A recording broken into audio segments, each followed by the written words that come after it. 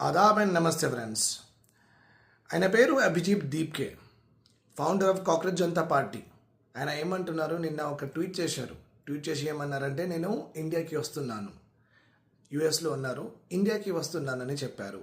ఇంకా వచ్చి జూన్ 6 అంటే ఇవాళ అక్కడ జెన్జీ రెవల్యూషన్ ఏదో జరుగుతుంది, ప్రొటెస్ట్ ఏదో జరుగుతుంది, ఆ ప్రొటెస్ట్లో నేను కూడా పార్టిసిపేట్ చేస్తాను అని అలా చెప్పారు.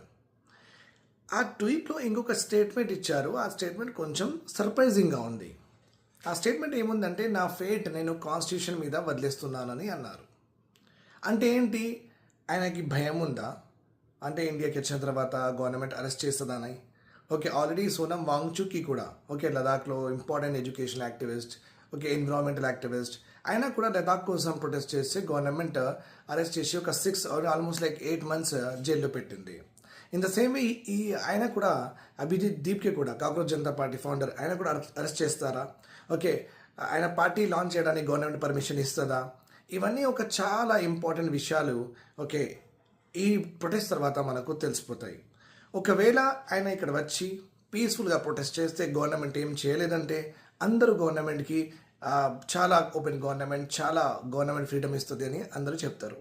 ఒకవేళ ఆయన రాగానే ఒక అరెస్ట్ అయిపోతే డెఫినెట్లీ గవర్నమెంట్ ఇక్కడ ఫ్రీడమ్ ఆఫ్ ప్రొటెస్ట్ కూడా మాకు ఇవ్వట్లేదని ఒక చాలా పెద్ద అపోజిషన్కి టూల్ దొరుకుతుంది. So they will be ranting on this, okay, in the coming days. నాకు తెలిసినంత వరకు కాక్రోచ్ జనతా పార్టీ ఒక ఆపర్చునిస్టిక్ పార్టీ అని మాట. సిజేఐ గారు ఏదో చెప్పారు, చెప్పిన తర్వాత ఈ పార్టీ లాంచ్ చేశారు. ఓకే, అంటే ఒక ఆపర్చునిటీ వీళ్ళకి దొరికింది కాబట్టి ఈ పార్టీ వచ్చింది.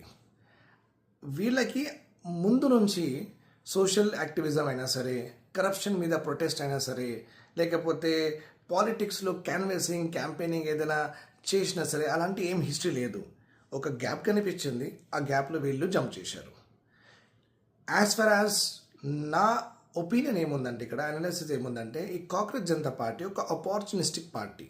సడన్గా ఒక పార్టీ ఫామ్ చేసి ఇక్కడ వచ్చేసి కంటెస్ట్ చేసి, ఓకే, ఎంపీ, ఎమ్మెల్యే, మినిస్టర్స్ పోస్టులు తీసుకుంటామనే సార్ అట్లా నడవదు.